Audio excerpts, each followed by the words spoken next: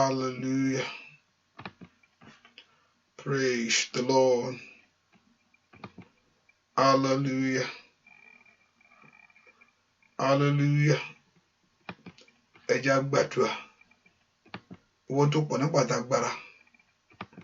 Jésù, a yìn ọ́ lógo fún oore ọ̀fẹ́ lẹ́ẹ̀kan sí. A yìn ọ́ lógo fún àǹfààní tó fún wa. Ẹni mọ̀ Ísírẹ́lì lórúkọ a gbé ọ ga torí pé Ọlọ́run ni ọ́. A yìn ọ́ lógo fún agbára rẹ nínú ayé wa gbogbo. Nínú ayé ọmọ, nínú ayé ọkọ, nínú ẹbí, lórí ará. A gbé ọ ga fún ohun tí ìwọ Ọlọ́run ń ṣe. Àti ohun tí ó tún ṣe ní àṣálẹ́ yìí. Ó gbà fún ìwòsàn ìwọ Ọlọ́run nínú ayé wa. Ẹni mọ̀ Ísírẹ́lì lórúkọ Jésù, Olúwa gbọpẹ́ wa. Olúwa gbà yín, Olúwa gbọpẹ́. Ìwọ tó pọ̀ nípa t'agbára, Olúwa gbọpẹ́. Olúwa gbà yín, Olúwa gbọpẹ́, Olúwa gbà yín. Ìwọ Jésù Kristi, ìwọ la yìn lógo fún ohun tó ṣe lọ́wọ́lọ́wọ́ gẹ́gẹ́ bí ọ̀rọ̀ rẹ. Oní tí méjì tàbí mẹ́ta níbi tó wà. Oníbẹ̀ ni ìwọ Ọlọ́run yóò wà pẹ̀lú. Apẹ́ pé ìwọ náà ti wà pẹ̀lú wa nú bí yìí. Apẹ́ gbogbo àwọn tí ń gbóhùn mi, ó ti wà pẹ̀lú wọn. Ó ti wà nínú ilé, ó ti wà nínú ọkọ̀, ó ti wà nínú iṣẹ́. Gbogbo bí táyàn ti ń gbọ́. Torí agbára rẹ ká. Bẹ́ẹ̀ ni, torí agbára rẹ ká. Gbé pé ó ṣe ohun tuntun ní òní tí gbogbo ojú ó rí o. Ẹ pé wàá mú ohun tuntun jáde lónìí tí gbogbo etí ó gbọ́. Ẹ pé fún ìyanu tí Ọlọ́run yóò ṣe. Ẹ mọ̀ Ísírẹ́lì lórúkọ Jésù, Olúwa gbọpẹ́ wa. Kábíyèsí gbà yín, gbọpẹ́. Olúwa gbọpẹ́, Olúwa gbà yín. Kábíyèsí a yìn ọ́ fún tí wàá ṣe nínú ayé wa lónìí o. Ẹ pé ìwọ Ọlọ́run yóò nawọ́ agbára jáde. Ó bá ẹnìkankan pàdé níbi àìní gbogbo. Ó fọwọ́ agbára kan ẹnìkankan. Ó ṣe ohun tó fẹ́ ṣe gẹ́gẹ́ bí ọ̀rọ̀ rẹ. Ó mú lè rí ọ̀rọ̀ rẹ ṣẹ. Ó sì tú àwọn èèyàn rẹ̀ sílẹ̀. Ó ní kò sẹ́ni tó tọ̀ ọ́ wá tí ìwọ Ọlọ́run yóò tàánù. Wọ́n pé a tọ̀ ọ́ wá pẹ̀lú gbogbo àìníyàn gbogbo. A tọ̀ ọ́ wá pẹ̀lú ẹrù gbogbo. A tọ̀ ọ́ wá pẹ̀lú ọkàn ìgbàgbọ́ pé ìwọ ni Ọlọ́run. Jésù ní wàá agbára rẹ. Ẹ̀mí mímọ́, ìwọ ló níṣẹ́ o. Iṣẹ́ ti kàn ọ́ báyìí o. Oh yes. Ẹ̀mí mímọ́, ìwọ ló níṣẹ́ gangan. Iṣẹ́ ti kàn ọ́ o. Ó yá ṣiṣẹ́ rẹ lọ́wọ́lọ́wọ́ báyìí. Bá gbogbo ọkàn pàdé pátápátá. Tán gbogbo ìṣòro gbogbo. Dá àwọn èèyàn yẹn láre. Jẹ́ kí ògo rẹ kó di mímọ̀. Jẹ́ kí ọlá rẹ kó sì farahàn. Níparí gbogbo ògo àti ọlá á sì jẹ́ tiwọ Jésù. Láì lórúkọ Jésù Kristi, Olúwa wa, àmín. Ọmọ Ọlọ́run láti inú ọkàn rẹ ni. Fẹ́ kó gbé Ọlọ́run ìga. Fẹ́ kó dúpẹ́ lọ́wọ́ ẹni tí ń ṣe. Fẹ́ kó gbogbo ògo fún lọ́wọ́ ẹni tó lágbára lórí gbogbo. Fẹ́ kó gbogbo ọkàn rẹ yìn. Èyí tó ṣe inú ayé rẹ. Fẹ́ kó dúpẹ́ lọ́wọ́ Ọlọ́run yìí. Ọba tí ó mú ìyanu jáde. Ọba tó lágbára lórí ohun gbogbo. Ọba tí ó ṣàánú fún ọ. Asọ̀rọ̀ máyẹ̀ bàbá mi àgbà. Olódùmarè. Ìwọ tó lágbára. Èyí tó tú àwọn èèyàn rẹ sílẹ̀. Èyí tí ìwọ Ọlọ́run yóò dá wọn láre. Ọpẹ́ fún ohun tí wàá ṣe o. Ọpẹ́ fún ohun tí wàá fi hàn. Ọpẹ́ fún ìbùkún rẹ lónìí. Ọpẹ́ fún ìṣẹ́gun ìwọ Jésù. Ẹni mọ̀ Ísírẹ́lì, Olúwa gbọpẹ́. Ọpẹ́ ó bá àwọn èèyàn yìí pàdé, gbọpẹ́ bàbá.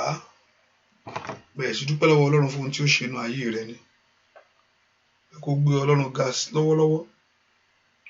ọba tó ṣe ìlérí tí ó mú ìlérí rẹ̀ ṣẹ. Asọ̀rọ̀ mọ́ yẹ bàbá mi àgbà Jésù, ọba tó lágbára lóhun gbogbo, ọba tó lè ṣohun gbogbo ní ohun gbogbo, ọba tí ó fohun gbogbo fún àwọn èèyàn yìí, ọba tí ó mú ìyanu jáde, ọba tí ó lè tán gbogbo àìní gbogbo. Dúpẹ́ lọ́wọ́ Jésù yìí. Jésù ṣe fún ohun tí wàá ṣe nínú ayé mi o. Jésù gbogbo ọ̀gá fún ohun tí wàá dáwọ́ nínú ayé àwọn ọmọ mi gbogbo. Ọmọ Ọlọ́run gbolo wàṣẹ. Dúpẹ́ lọ́wọ́ Jésù yìí. Lift your voice in praise before the Lord and thank Him for what He's going to do in your life. Let's lift our voice to Him and say, Jesus, we thank you. Lift your voice to God and say, Father, we thank you, Lord, for everything. Thank you, Lord, for your word. Thank you for your new life that we're going to receive through Christ Jesus. Dúpẹ́ lọ́wọ́ Ọlọ́run yìí. Jésù ṣé o. Jésù ṣé o. Lift your voice and thank Him. Dúpẹ́ lọ́wọ́ Ọlọ́run. Ọpẹ́ lèèyàn fi ń lọ wájú Olódùmarè. Kì í ṣàròyé. Ó mọ gbogbo àní rẹ gbogbo. Ohun kékeré tó ṣe fún ẹ yẹn, kàn dúpẹ́ fún. Ohun kékeré tó ṣe fún ọ, mo fẹ́ kó dúpẹ́ fún. Ohun kékeré tó ṣe fún ọ, mo fẹ́ kó dúpẹ́ fún. Dúpẹ́ oore. Dúpẹ́ oore. Ẹni tó bá dúpẹ́ ní rí hàn ló máa ń rí mìíràn gbà. Olúwa, ìwọ ni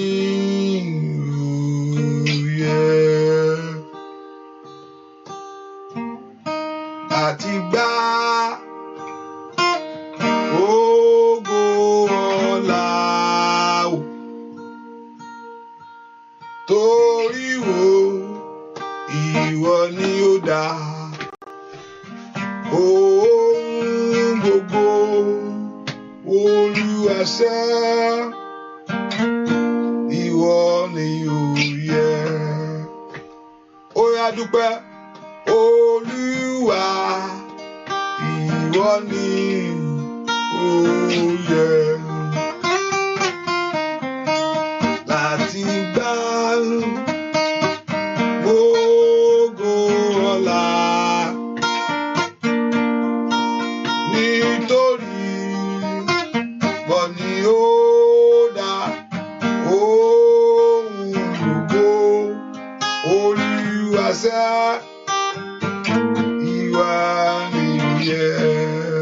dúpẹ́ lọ́wọ́ Ọlọ́run. Fẹ́ kó gbé Ọlọ́run ga.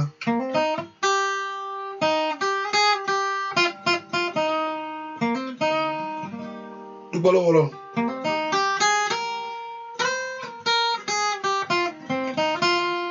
Dúpẹ́ lọ́wọ́ Jésù, mo ṣeun o. Kábíyèsí o ṣé, bàbá mi o ṣé o. Dúpẹ́. Tàlàbà máa yìn, tàlàbà máa gbéga. Bàbá máa yìn bí kò ṣe Jésù ọba. Ọwọ́ rẹ̀ dàtà lábá máa yìn. Alábá máa gbéga o. Alábá máa yìn bí kò ṣe Jésù ọba. Ó lajú afọ́jú sọ pé yes. Ó jí òkú dìde sọ pé yes. Ó yá o. Yes rẹ̀ dá. Lajú afọ́jú yá, yes. Ó lágbára lórí gbogbo. Ó yá o, Tàlàbà máa yìn. Tàlàbà máa gbéga. Tàlàbà máa yìn bí kò ṣe Jésù ọba. Ó yá o, Tàlàbà máa yìn.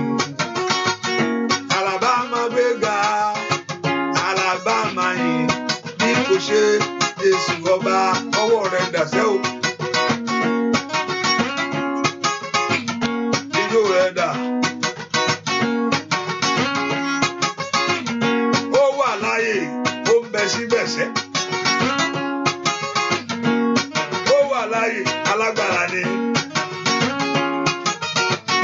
Àìkú àìsà Ọlọ́run mi. Ọba tó lágbára lórí ohun gbogbo. Ó ní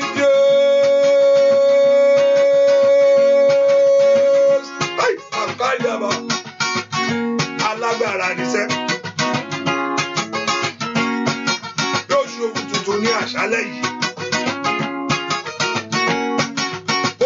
Alabama yìí, Alabama gbéga o, Alabama yìí, bí kò ṣe Jésù ọba, óyá óyá ò dá Alabama yìí, bàbá Alabama gbéga, Alabama yìí, bí kò ṣe Jésù ọba.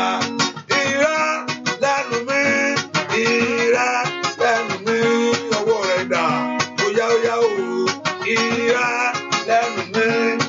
Bẹ́ẹ̀ níwájú rẹ̀ ṣẹ́ ìrá lẹ́nu mi lórí ọmọ wò lórí aya ìrá lẹ́nu mi ní gbogbo ọ̀nà mi óyá óyá óyá ìrá lẹ́nu mi óyá dúpẹ́ lọ́wọ́ Ọlọ́run iṣẹ́ ìrá lẹ́nu mi Olódùmarè ọba ńlá ìrá lẹ́nu mi óyá óyá óyá óyá óyá óyá ìrá lẹ́nu mi. Ọba tó fìdí ayé sọlẹ̀ ṣẹ́ o ìrẹ́ lẹ́nu mi. Ọba tó fìdí ayé sọlẹ̀ bàbá ìrẹ́ lẹ́nu mi. Ọba tó fìdí ayé sọlẹ̀ bàbá mímọ́ ìrẹ́. Ó yá ó yá ó yá dúpẹ́ lọ́wọ́ rẹ̀ Ọlọ́run ni ìrẹ́ lẹ́nu mi. Olódùmarè ńlá bàbá mi ìrẹ́. Ayì lórí ọmọ mi lórí aya ìrẹ́. Ọba tó ń bá mi ṣe Olódùmarè ìyìn rẹ lẹ́nu mi. Adúró tẹ̀lé o tí ò fi hàn lẹ̀ ìyìn rẹ lẹ́nu mi. Ẹ̀rù rẹ kú bà mí o, ẹ̀rù rẹ kú bà mí. Àjò ni o Olódùmarè. Ẹ̀rù rẹ kú bà mí. Bàbá mi. Ẹ̀rù rẹ kú bà mí. Ẹ̀rù rẹ bà mí Olódùmarè bàbá mi má. Ẹ̀rù rẹ kú bà mí.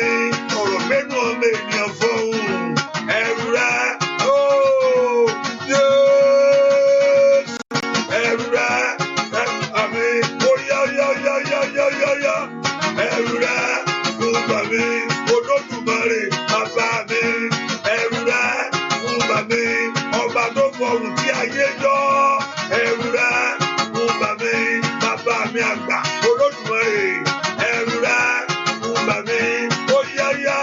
Alágbára ni ẹ̀rù rẹ̀ fún bàmí ọba tó fìdí ayé sọlẹ̀ bàbá mímọ́ ẹ̀rù rẹ̀ fún bàmí ọba tó fìdí ayé sọlẹ̀ bàbá ẹ̀rù rẹ̀ fún bàmí Olódùmarè iná ẹjọ́ nírun ẹ̀rù rẹ̀ àì màkàtà ọba tó pàfàrà òun tòkòtò ẹ̀rù rẹ̀ ọba tí ó gbógun ayé rẹ̀ ṣẹ́ ẹ̀rù rẹ̀ fún bàmí ògbé níjà. Bàbá mi, ẹ̀rù rẹ̀ fún bàmí, ọba tó fìdí ayé sọlẹ̀ bàbá, ẹ̀rù rẹ̀ fún bàmí, ọba tó fìdí ayé sọlẹ̀ ṣẹ́ o, ẹ̀rù rẹ̀ fún bàmí, ọba tó fìdí ayé ayé kàtàkàtàkàtà fún bàmí, ọba tó fìdí ayé sọlẹ̀ bàbá mi, ẹ̀rù rẹ̀ fún bàmí, ọba tó fìdí ayé sọlẹ̀ bàbá mi má, ẹ̀rù rẹ̀ fún bàmí, ọba tó fìdí ayé sọlẹ̀ Ọlọ́run mi. Ẹ̀rù rẹ̀ ó yá yá yá yá yá yá yá yá yá yá yá yá ẹ̀rù rẹ̀ fún bàmí ọba tó fìdí ayé sọlẹ̀ bàbá mi ṣẹ́. Àì màkàlíà ọba tó fìdí ayé sọlẹ̀ bàbá mi ẹ̀rù rẹ̀ fún bàmí ó yá yá bàbá ẹ̀rù rẹ̀ fún bàmí. Ọlọ́run yìí tẹ̀ ń wò yìí. Iná ajónirun ni o.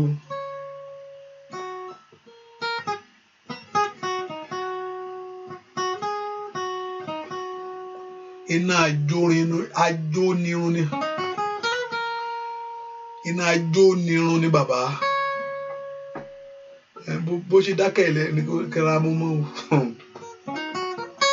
Tó bá fi èjì jà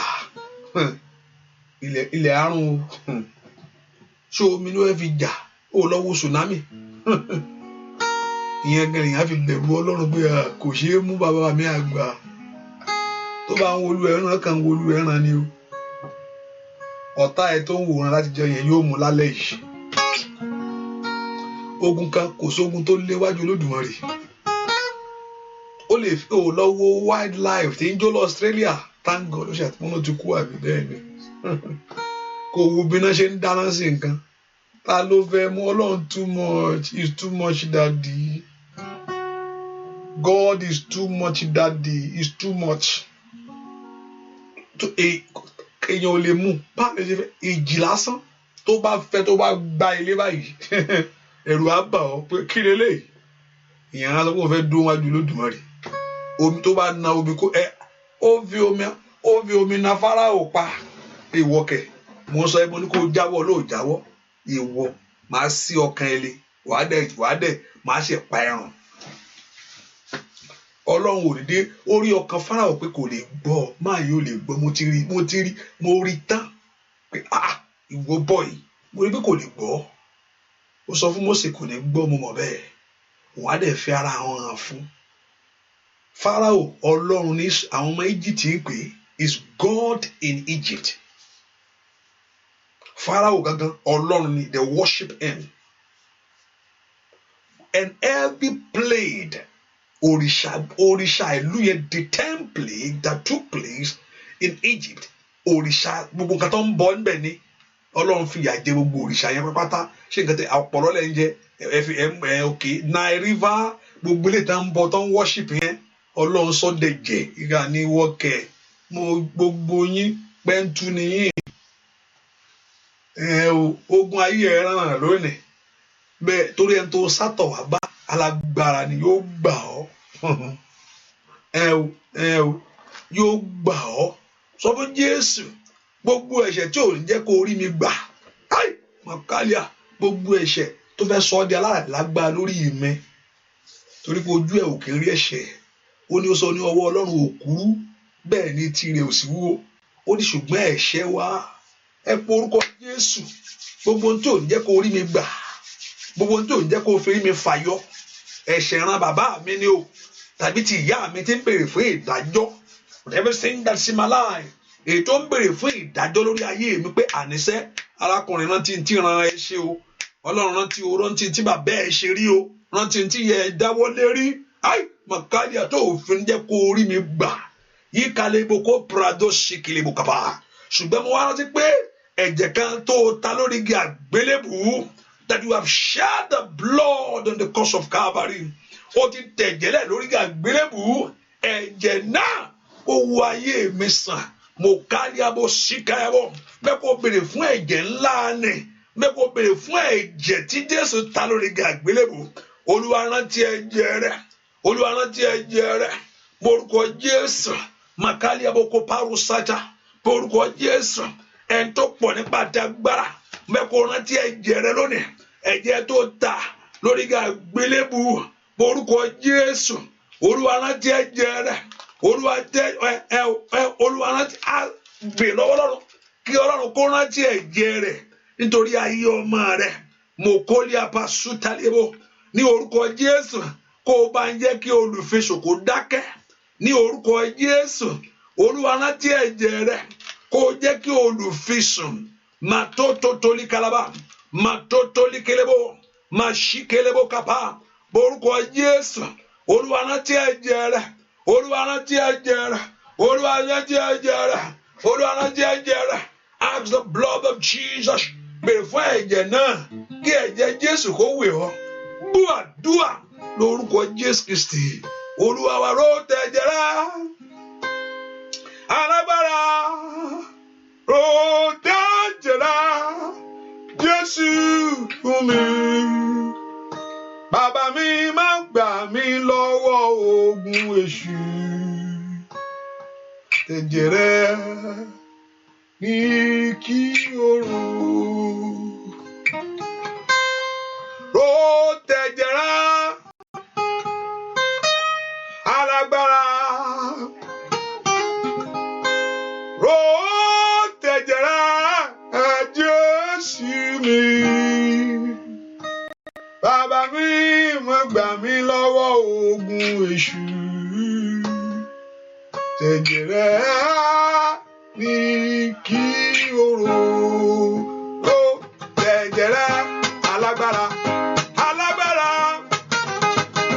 ó tẹ̀jẹ̀ rẹ̀ Jésù ní bàbá mi mọ̀ gbà ní lọ́wọ́ ogun ìyà bàbá o tẹ̀jẹ̀ rẹ̀ óyá ní kí oró óyá ró tẹ̀jẹ̀ rẹ̀ alágbára ó tẹ̀jẹ̀ rẹ̀ bọ́rọ̀ tí wà ní Jésù ní bàbá mi mọ̀ gbà ní lọ́wọ́ ogun èṣù óyá o tẹ̀jẹ̀ rẹ̀ óyá ní kí oró óyá sọ fún Ọlọ́run oró tẹ̀jẹ̀ rẹ̀ sẹ́.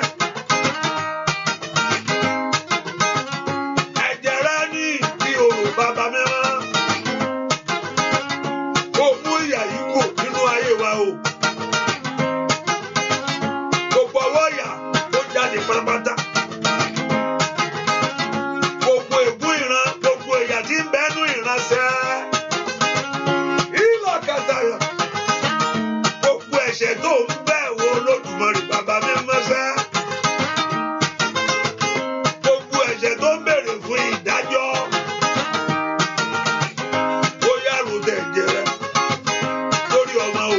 Àì mà sí dàda ó yá ro tẹ̀jẹ̀ rẹ̀ lórí aya o. Ó yá ro tẹ̀jẹ̀ rẹ̀ ní gbogbo ọ̀nà ṣá nínú ayé àwọn èèyàn yìí. Ó yá ó tẹ̀jẹ̀ rẹ̀ alágbára ó tẹ̀jẹ̀ rẹ̀ Jésù ní bàbá mi má gbà ní lọ́wọ́ ogun èṣù ó yá o tẹ̀jẹ̀ rẹ̀ ní kí oró ó yá tẹ̀jẹ̀ rẹ̀ ó yá mo fẹ́ kó tẹnu mọ́ṣẹ́ tẹ̀jẹ̀ rẹ̀ ní kí oró lórí ayé mi ó tẹ̀jẹ̀ rẹ̀ ní kí oró. Hallelujah. Mo ti já jìtá.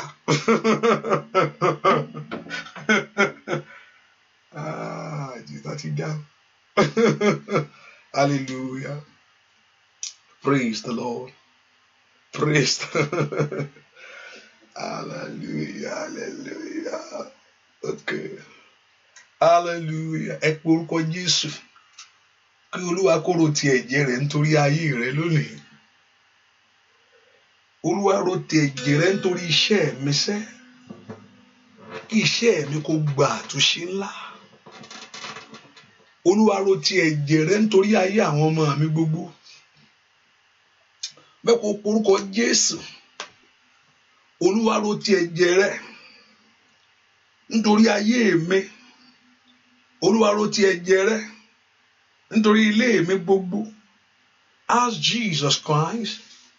Olúwa ro ti ẹ̀jẹ̀ rẹ̀ nítorí iṣẹ́ mi sẹ́. Pé Jésù.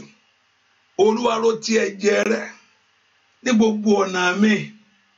Ẹni máa Ísírẹ́lì. Ó yá ro ti ẹ̀jẹ̀ rẹ̀ lónìí. Kí ayé mi kó látúnṣe. Porúkọ Jésù. Olúwa ro ti ẹ̀jẹ̀ rẹ̀. Olúwa rò ó. Olúwa rò ó. Olúwa rò ó. Àwọn ọ̀nà ńlá ni kò gbàdúrà. Porúkọ Jésù. Olúwa ro ti ẹ̀jẹ̀ rẹ̀. Ẹ sọ fún Jésù sẹ́. Ro ti ẹ̀jẹ̀ rẹ̀ lónìí. Pé Jésù dáadáa. Olúwa ro ti ẹ̀jẹ̀ rẹ̀ lórí ayé mi lónìí. Sọ fún Jésù lórí ọmọ mi gbogbo. Ẹni máa Ísírẹ́lì. Ro ti ẹ̀jẹ̀ rẹ̀ kó bá mú ègún àtèpè kúrò.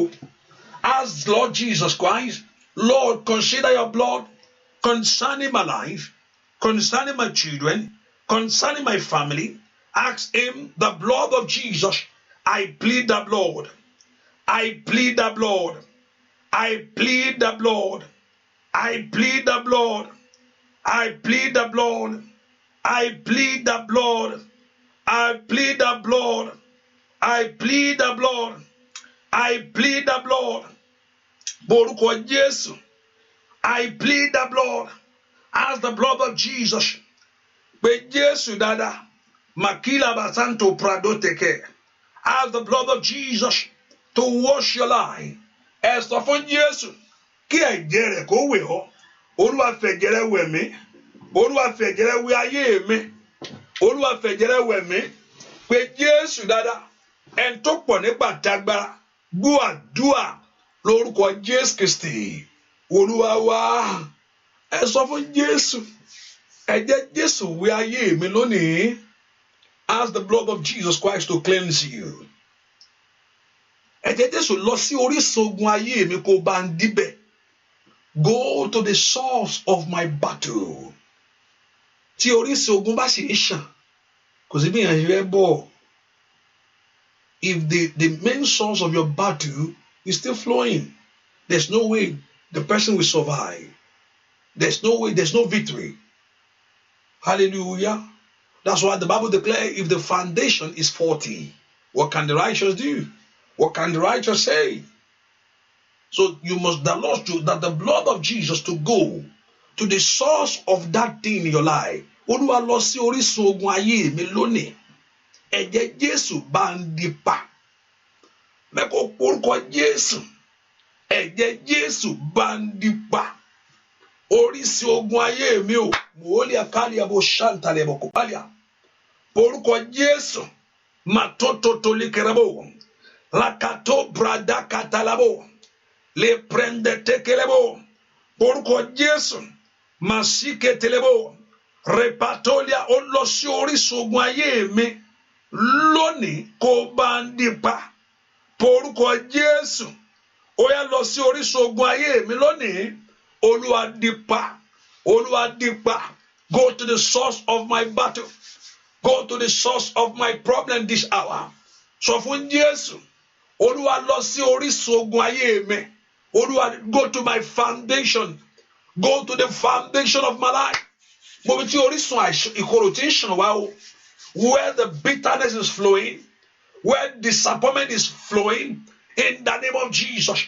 Ibi tó ti ń ṣàn jáde wá. O tó ń fa ìdíwọ́ yẹn. O tó ń fa ìdènà yẹn. The main source of your battle. Porúkọ Jésù dáadáa. Olúwa lọ sí orísun ogun ayé mi. Maliada bokapari asaida. Le prendo to pleko soto lekede.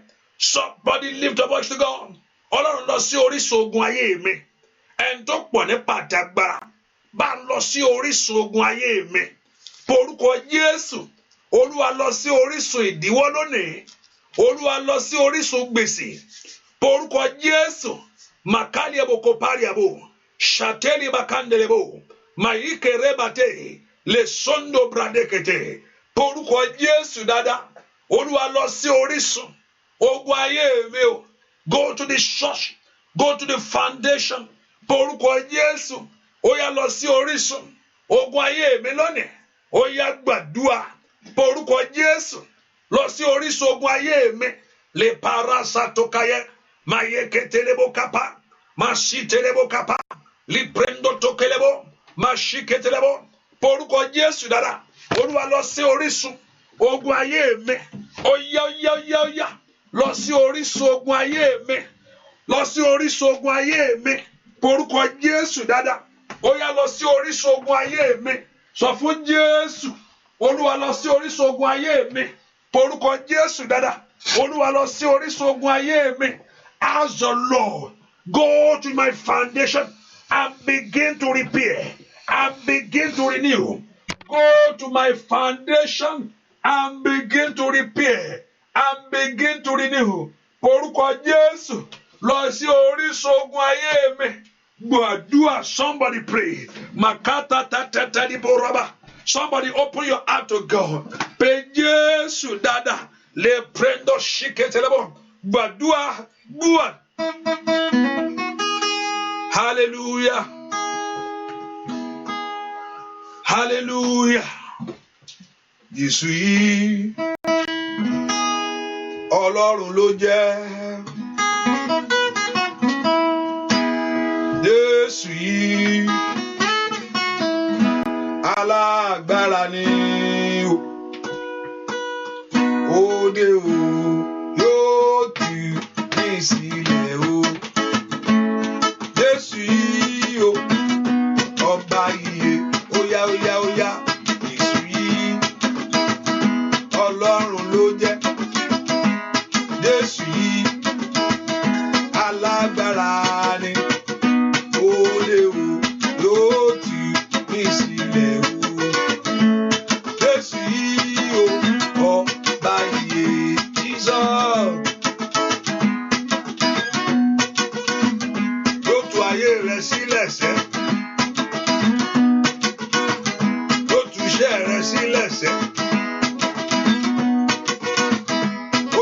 lórúkọ Jésù.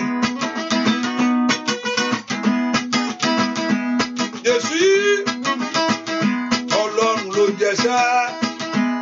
Jésù yìí alágbára ni. Òde wo yóò tú ní sílẹ̀ o. Jésù yìí o ọba iye.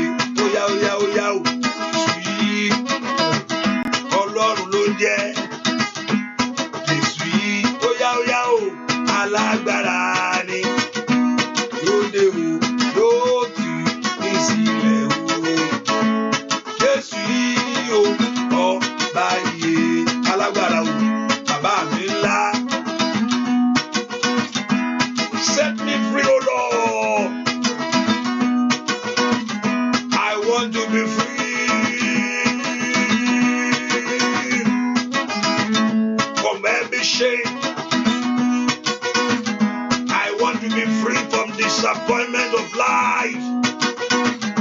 Oya oya, bàmí Olódùmarè ńlá. Ọwọ́ rẹ̀ dàsẹ́, Olódùmarè.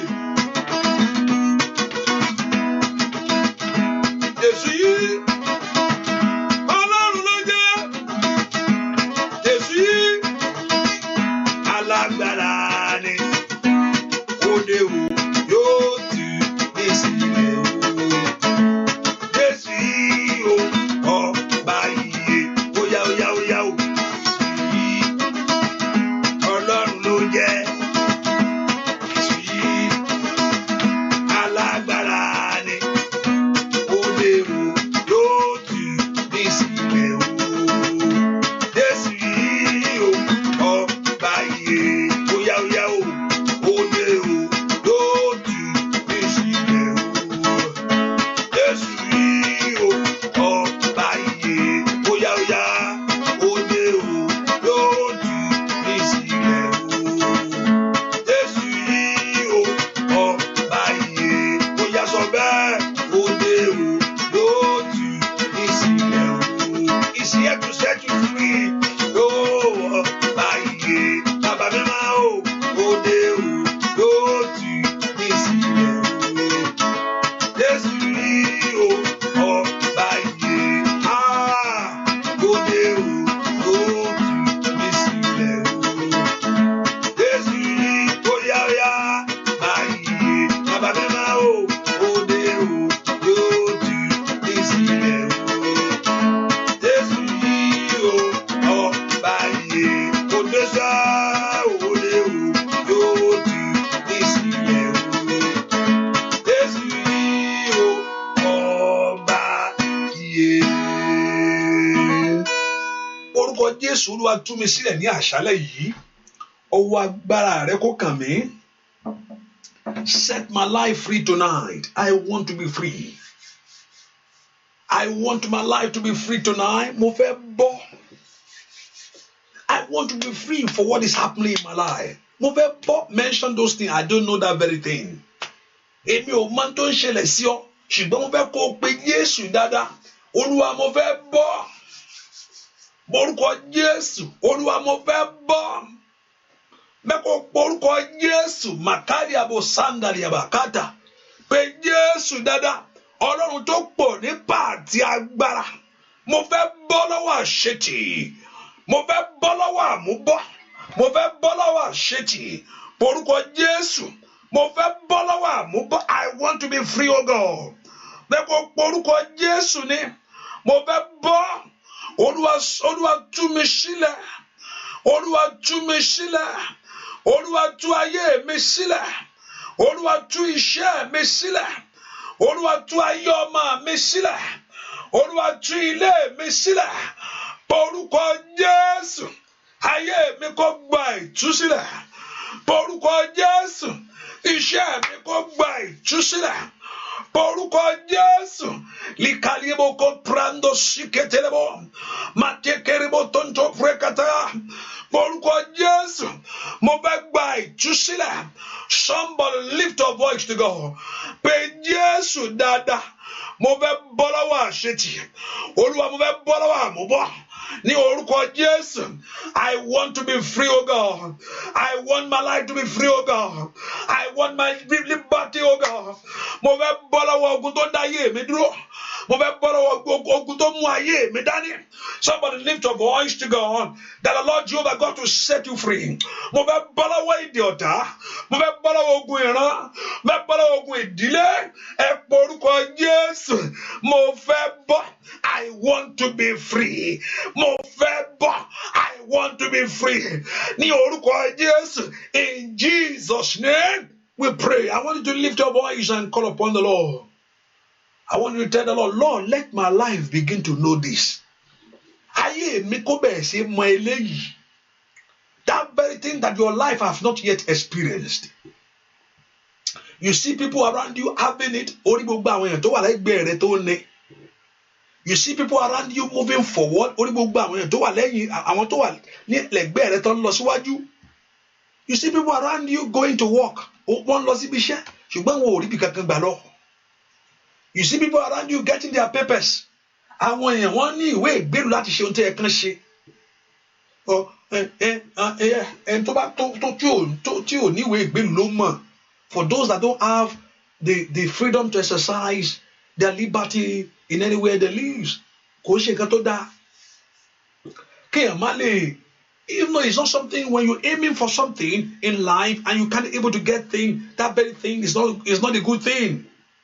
Pé ọkàn rẹ pò ń gbẹ fún nǹkan kan àní ọwọ́ rẹ ò mú. Ẹni tó mú lọ́wọ́ kan ló mọ̀. Ẹni tí ò mú lọ́wọ́ kan ló mọ̀. He knows the stress and that ohun tó tẹ́ni ẹni tó ń pass through. Ẹ̀yin ọmọ, I don't know, sometimes when you say something I don't know because I'm not there. Kò yé mi kò nǹkan báyìí ṣe mí.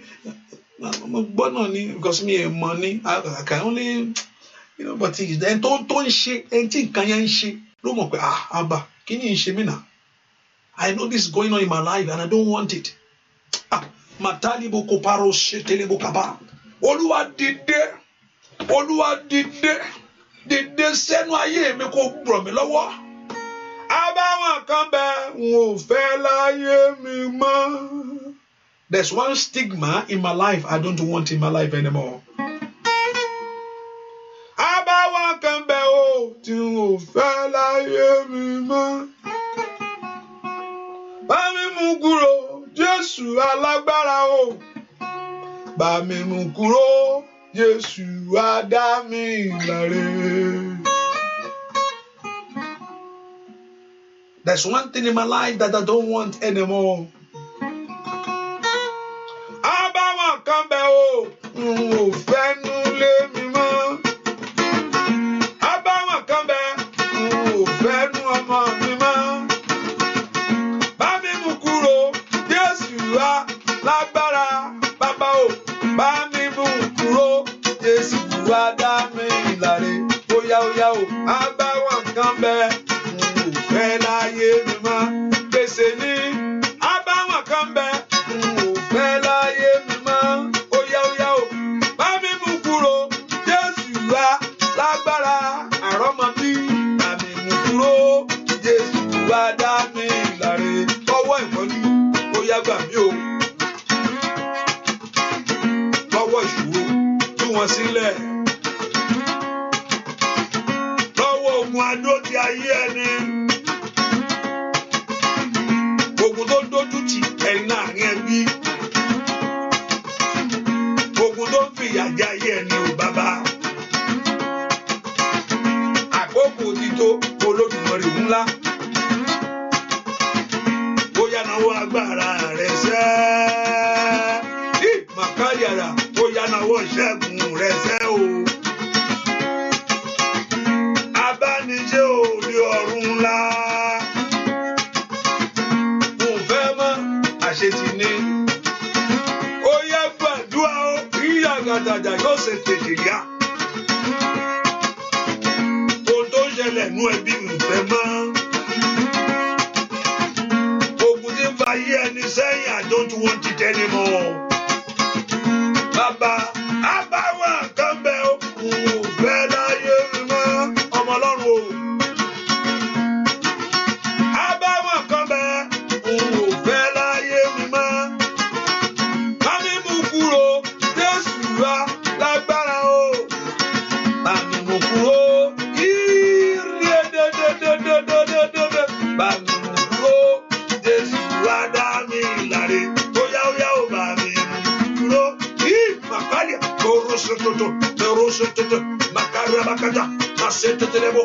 kó kàkàkà ó yá lórúkọ Jésù.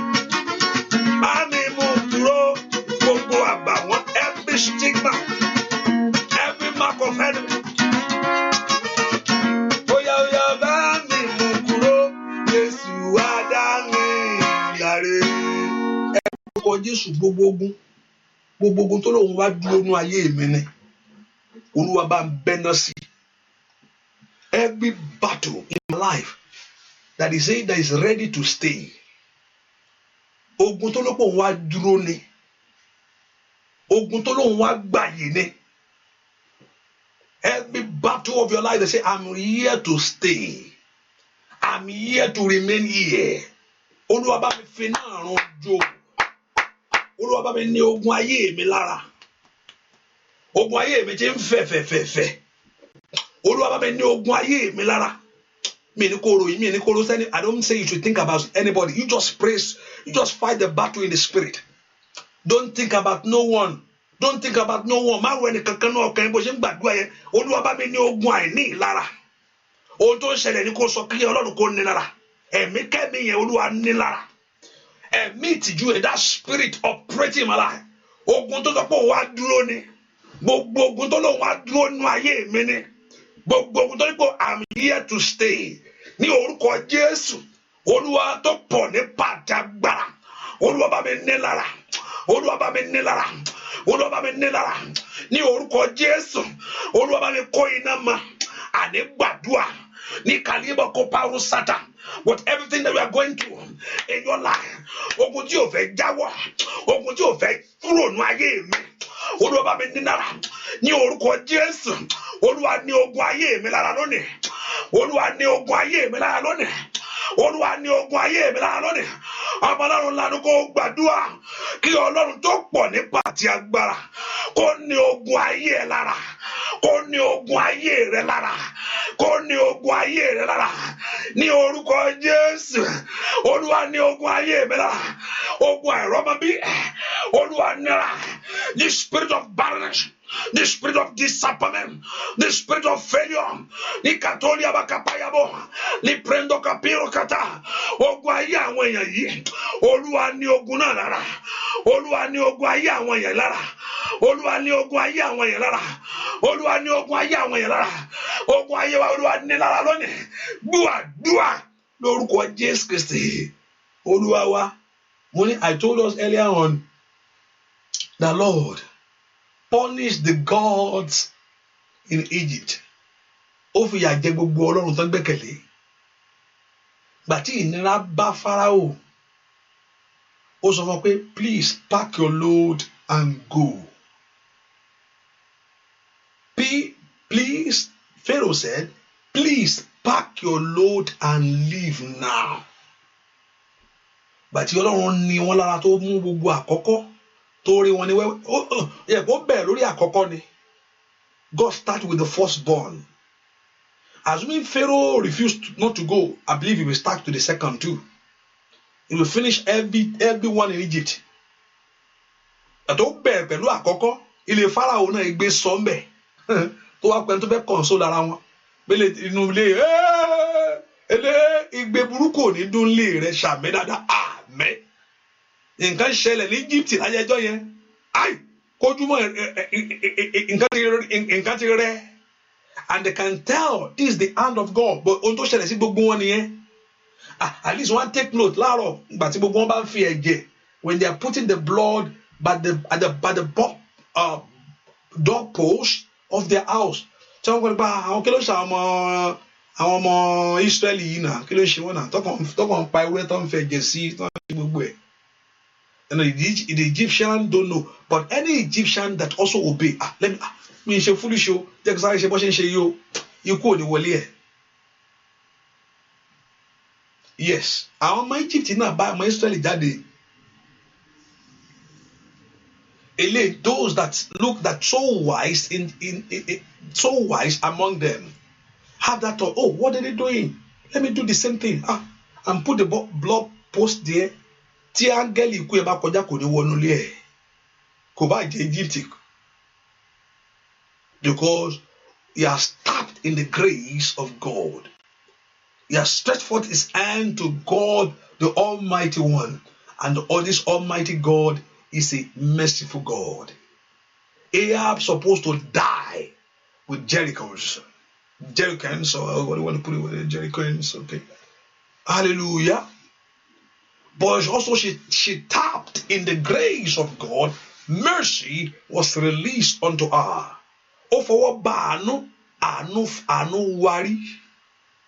She stretched forth her hands to the mercy of God. Ahab supposed to die. She's supposed to die there. But she reached out to God of mercy. Remember, I say, remember, I think that your God, we have been told about your God. Now, please, remember me. And say, put this sign there. When we see that sign, we will not come into your house. God also wants to see that your heart for him. Your heart that you surrender to him. And if Jesus mama, call that Jesus tonight. And you know gbogbo tí ń bẹnu ìdílé tí ń gbé ayé ẹni ṣánlẹ̀ gbogbo tí ń bẹnu ìdílé tí ò jẹ́ ká ga ju bóyá ká ga lọ ai mọ̀káàlì power ìsáyà ogun tí ò fẹ́ kẹ́ rí ọ̀nà mú gbogbo tí ń bẹnu ìran with everything that is in my family ogun tó ní ayé mi lára olúwa ní ogun ayé mi lára olúwa ní ẹ̀mí kẹ́mi tí ń bẹnu orí iṣẹ́ mi lára olúwa ní lára ọlọ́run ní ó ní Fáráò lọ́ra. Only the Lord tortured Pharaoh, punished the gods in Egypt. God perpetuated them. Pharaoh has no choice. Say, let these people go now before everyone dies. I believe the Egyptian, Moliabo Kapali Sada. I, Manali Pauli Sada, Oju Ekunwore, Oju Ekunwore, lo tanale yi. Ojú ẹkùn ojú ẹranko ó tanná ojú ẹ mo rí ojú yẹn ojú ẹkùn rẹ o ojú ẹranko kan rẹ ó tanná ojú wo lélẹ̀ ojú wo lélẹ̀ Olódùmarè bẹ́ẹ̀ ni ojú wo lélẹ̀ ojú alágbára wo lélẹ̀ Olódùmarè. Ogun kan ò lé kíjẹ ẹ pé orúkọ Jésù àní bá ń jẹ́ ìyàsẹ́ alágbára tó lóun ò ní gbà èèyàn kà tó lóun ò ní gbà anyone that say no you are not going anyone that is saying to your life you are not going they are not going to give to you anyone say no you are not moving forward gbogbo ogun tó di ayé tó lóun ò ní gbà fún mi o Olúwa bá mi fìyà jẹ o má ro ẹni kankan o don't think about nobody. You just pray, leave everything, let your heart open.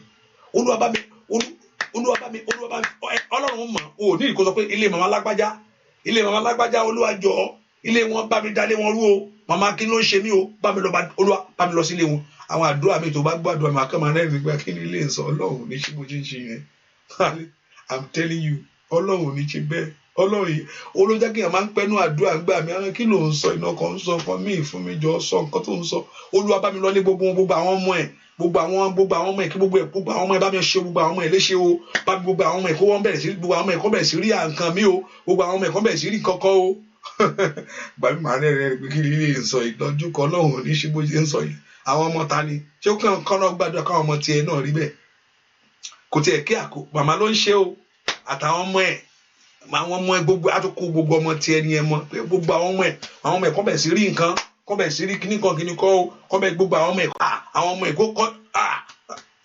Ọlọ́run bá parí ọ̀rọ̀ ẹ̀ tó yẹ ń gbọ́ hallelujah olólùwò fi ṣe bá ṣe ń sọ tọ́lọ́ bá ṣe bá ṣe ń sọ nǹkan mà ti bàjẹ́ ẹ yá wo ìdànù Ọlọ́run á ti pé nǹkan dé ṣé òun ò ní pa àwọn èèyàn tán báyìí torí ìwọ gan tó ń sọ̀rọ̀ tó ní kó gbàdúrà ìwọ gan tiẹ̀ bẹ lọ́wọ́ ẹ bẹ́ẹ̀ ni tọ́lọ́ bá ń ṣe bá ṣe ń sọ Olúwa bá mi lọlé wọn bá mi dálé wọn rú o bá mi sọnà síbẹ̀ gbàtí iná bá sọnù eléyìí tó ń sọnù eléyìí Ọlọ́run màmá bá gbogbo kiri ìjẹ́ báyìí o olófin ni ó ń lọ́ra láti bínú kí ló ń sọ ní sùúrù fún ní sùúrù that means sometimes that's why we think that God is not answering our prayer like that, because he's a merciful God. Look at the wicked person too, and please let me give this guy a little time. Let me give this guy a little time. Let me give this guy a little time. Please, let me give him a little time. Because it also is a merciful God. Allah no na. Bó ṣe gbẹ́ tó gbẹ́ inú ẹ̀ṣẹ̀ ẹ̀rọ pípa yẹn àti ìfẹ́kúfẹ̀ẹ́ ọkàn yẹn ló fẹ́ gbòó náà inú ẹ̀ṣẹ̀ ẹ̀mẹ́kẹ́mẹ́ tó gbé wọ̀. Ẹ̀ṣẹ̀ kan ò jura wọn lọ níwájú Olúwa o. Ẹ̀ṣẹ̀ lẹ̀ṣẹ̀ ń jẹ́ o. Àtẹni tí ń wọ́ ọmọ jẹ pòópòópòó. Àtẹni tí ń parọ́ ọ̀run àpáàdì kan náà ni kò yàtọ̀ o. It's the same hellfire. Hallelujah. So if God is right away on our request, nǹkan ti bàjẹ́, Olúwa bá mi dáná sí wọn, Olúwa bá mi pa wọ́n dànù, jẹ́ kó kú gbogbo wọn kú tìran ní, tìran tọmọtọmọ wọn, jẹ́ kó ọmọ wọn gbogbo ọmọ wọn àti gbogbo ìdílé wọn pátápátá, kò wá sẹ́ni tọ́lọ́ máa lò nú wọn tó máa gbà mẹ́. Hallelujah. Praise the Lord. Orúkọ Jésù wọ́n fi yòókù lẹ̀ fọlọ́. Ọlọ́run mẹ́ntì ò ní ronú kó wàdà. He said, my people, I know them. Ọlọ́run mílẹ̀ tó máa parun nù wọn, òun ló mọ̀ pé ilé ìbò ti fún lọ́jọ́ tipẹ́tipẹ́ náà. God knows everything. Wọ́n porúkọ Jésù. Olúwa bá mi ní ogun ayé mi lára. Gbogbo ẹ̀mí kẹ́mi. Gbogbo every spirit. Every ètò yọjú sọ lójú àlá. Mòólì àkáfà ṣàtàlì bùkàbá. Ètò yọjú lójú oorun. Gbogbo ẹ̀mí àlejò kálejò, every strange spirit. Olúwa stop torture every strange spirit in my life. Olúwa fi ìyà jẹ gbogbo ẹ̀mí kẹ́mi tí ń bẹnu lé mi ò mòólì àkáfàlù sàtàlì bòkòpárìà. Màlípẹ̀rọ sando brando kékeré bòkòmpárù sàtẹlẹbò. Orúkọ Jésù. Olúwa jẹ́ kí gbogbo ẹ̀mí kẹ́mi tí ń di mí lára. Olúwa fi yẹ bá ń fìyà jẹ gbogbo ẹ̀mí kẹ́mi, every spirit, gbogbo ẹ̀ tó ní ayé mi lára, lè kàlí bàrọ̀ sàtà. Olúwa ní ogun ayé mi lára. Olúwa ní ogun ayé mi lára. Olúwa ní ogun ayé mi lára. Orúkọ Jésù, kí Ọlọ́run kó fi ìnira sí ogun ayé ẹ̀. Ogun àrọ́mọbí tó ń ṣe ọ́, màkàrí àbákúndà wùsàtà. Ogun márùn-ún yọ. Olúwa ní gbogbo ẹ̀mí kẹ́mi tí ayé fi ń jà mí lógun. Olúwa ní lára kó jáde. Olúwa ní lára. Olúwa ní ogun ayé mi lára. Olúwa ní ogun ayé mi lára. In Jesus' name we pray. I told you clearly that I believe the enemy also will die. Don't misquote me and don't misinterpret me. Ọ̀tá mo gbà pé kọ́ta náà kú o. Ọ̀tá tí ò ní ronú kú ọ̀dà. Hallelujah. But mi ní béèrè fún ni. Ìyẹn á kú sọ́wọ́ Ọlọ́run. Ọlọ́run mílẹ̀ tó máa gbá nígi. Èyí tó lọ máa fọ́ngi kó fọ́ngi. Ilé tó máa nà kó nà. Ó wá kú sọ́wọ́ ẹ̀. Hallelujah. So don't say, oh, kò gbàdúrà káwọn ọ̀tá kú. Bí pé èèyàn ibi á parẹ́. He said the wicked shall be destroyed. He said let the wickedness of the wicked fall upon them. I believe that. But I will not go before the Lord and say, somebody, let that person die. No, I know God will not answer me like that. Mi lọ sọ fún Ọlọ́run pé màmá kíní bá mi mú kúrò. Màmá kíní bá mi pàdánù. I told you somebody came to me one time, showed the picture of somebody to me. Ó fún mi picture ẹni yẹn. Pé bá mi gbàdúrà kẹ́ni ikú. Mo ní mi kì í ṣe o. Mo ní mi ṣe irú ẹ̀ mi mo pé kí èèyàn kú picture mi mo ṣe ń gbàdúrà bẹ́ẹ̀ yẹn. Ọlọ́run ní pa picture ẹ̀ rí gba picture ẹ̀ bá ń sọ owó kú dànù. Báwo mo ṣe fẹ́ sọ wo woman yìí tó wà ní picture yìí ó yá lọ kú o. Ọlọ́run shut up. Hallelujah. Kò lè kú mọ̀ pẹ́ lómi àkáǹdù lé lórí o. Abẹ́nà sí. Hallelujah. No, I know that God will not answer like that. I know that. God will not answer such a prayer like that. But the enemy will surely die. I know that. The enemy will surely die. I know. Some people, they are for devil. àwọn kan tí wọ́n ti gbá àwọn àti ìṣù wọ́n jọ mú sí báyìí òun àti ìṣù wọ́n jọ mú àmàlà ni bóyá ó ṣe ń gbé kan lòun náà ń gbé kan ọkàn wọn ti burú jáì. In them there's nothing, there's no heart for Jesus Christ. Jésù ti kanlẹ̀ kọ̀ọ̀kan láti títí pé sílẹ̀ kọ̀ọ̀kan rẹ̀ ó sọ pé láíláí wò ní ṣí. Ó dẹ̀kan lọ́rùn kó wá fún ní ìdájọ́, so it's up to him. But ṣùgbọ́n èmi kó gbà mí lọ́wọ́ ẹ̀ tó yẹ pé Ọlọ́run gba àwọn Ísírẹ́lì, God delivered the children of Israel in the hand of Pharaoh. Ó fi ikú fún Fáráò. Bẹ́ẹ̀ ni kí Olúwa gbà mí, Olúwa gbà mí, Olúwa bó ṣe máa gbà mí. Ẹni tó máa gbé sí tó máa gbé sórí tíà á gbé sórí tíà. Ẹni tó máa ránṣẹ́ á ránṣẹ́. Hallelujah. Olúwa bó ṣe máa fún wọn dájọ́. Eléyìí tó máa yí ọkàn ẹ̀ padà á yí ọkàn ẹ̀ padà. The one that he will save is going to save them. You know, God works in a mysterious way. I think it's better for God to save your enemies. So you have a lesser one. It's better for God to save our enemies. When the enemies of your life now surrender to Jesus Christ and have the Spirit of God in you, in them, it make life easy for you. Àwọn ẹ̀mí-kẹ́mí náà tó ń sọ kókó yẹn wọ́n máa ń tún bẹ̀yàn lọ́wọ́ ẹ̀. They also continue their work. There's a continuation of enemies' work in someone's life. Even if this one die, also you can pass on the spirit to another one. Please, this sister, I beg you, don't let this sister go. There's somebody told me one day that the one woman, when she want to pass on, and the woman called that very guy, come, open your mouth. I want to give you something. Open your mouth. The guy told me himself. You say the woman called. Màmá rún pótí o, òun ò lè gbẹ́nu síbẹ̀. Màmá pípé wá ó fẹ́ pọ̀ nǹkan sínú ẹ̀. Ẹni yẹn sọ pé kóun á tiẹ̀ mọ̀ kóun tiẹ̀ lọ gbẹ́nu sí kíní yẹn ń jọ yẹn. Praise the Lord. Màmá ó fẹ́ continue iṣẹ́ lọ, òun ti mọ̀ pé òun ti fara gbọ́gbà. Ó dẹ̀ pé wá jẹ́ kí n gbé kíní ìfún ẹ wá láìnú ẹ gbẹ́nu ẹ wá. Ó fẹ́ pọ̀ nǹkan sínú ẹ̀. Hallelujah. Olófẹ́ náà rẹ̀ sọ fún mi báyìí o pé tán o pé màmá yẹn fẹ́ pọ̀ nǹkan sí mi lẹ́nu òun bá sájáde. Ṣèyí tó bá ti gbé nǹkan ò fẹ́ pọ́n ẹni tó ń ṣe ọ̀nà ni ó yóò bọ́ ẹ̀ continue iṣẹ́ nìyẹn.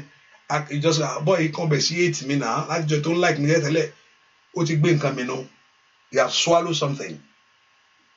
So ogun yẹn pé kéèyàn kú wọ́n tún máa ń bẹ̀yàn lọ́wọ́ ẹ̀mí ni is a spirit. You don't know it's a spirit. Your enemy can be the nice one. If you see enemy that is so cares about you, tó nice fún ẹ, ó ṣojú ayé, ẹni tó jẹ́ gan nìyẹn, ẹ̀mí tó gbé wọ ní, tẹ́mi ẹ bá ti wọnú ẹ̀, kò rẹ́ anybody mọ́ o. Àǹtí mi máa ń nice mi, brother mi máa ń ṣe dáadáa lójú ayé, ó máa ń ṣe. That's ẹni tó jẹ́ nìyẹn. Tẹ́mi ò bá wọnú ẹ̀, ẹni tó jẹ́ nìyẹn is a nice person. But tí ẹ̀mí ẹ bá ti gbé wọ, igbó ọ̀dájú ti yá. Nobody. Bẹ́ẹ̀ ni ẹni tó ń jẹ́ nìyẹn ṣùgbọ́n tẹ̀mí ẹ bá ti wọnú ẹ̀.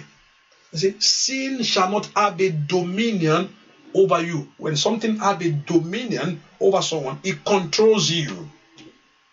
Something that has a dominion over someone, olúmọ ń darí ẹni yẹn. Ọ̀rọ̀gbọ́n ẹlòmíì kò lè ṣe àṣàmù ìjẹ tẹ̀mí ẹ bá ti wọ̀ ọ́ abatẹlòmíì jẹ ṣapáwátá ni kò sí àti batẹlòmíì jẹ tán kó tó wọn pé òtútù wọ́n ẹni ìmọ́lẹ̀ kí ló dé Ọlọ́run òtútù gbá ẹni igi ojú àti ẹ̀mí àti gbé wọ̀ ó ti fa ara gbà.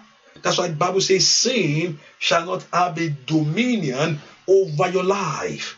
Kò ní control ẹ̀ṣẹ̀ ní máa sọ pé dìde lọ ṣe kíní ẹ̀ ó ní kó lọ ṣe òtí láìláì kí ni mo ti ń bọ̀ lórúkọ Jésù mo bọ̀ wí.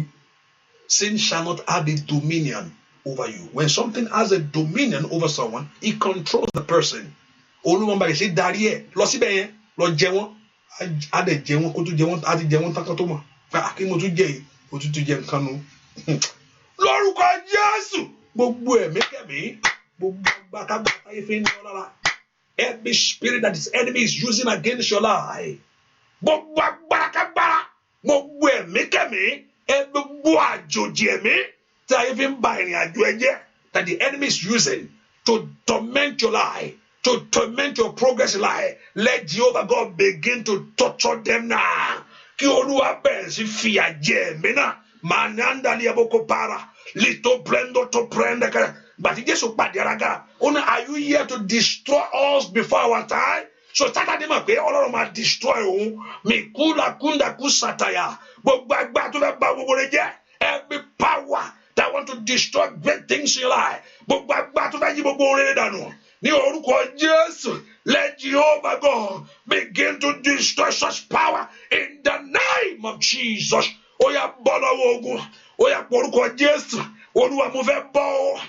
Batotoli parosata, matotoli karaba, masitotoli kelebo, makelebo koparaba, masitelebo, matekelebo kapa, matotoli kaba, porúkọ Jésù, liberisetede, matekelebo kapa, alo, matekelebo,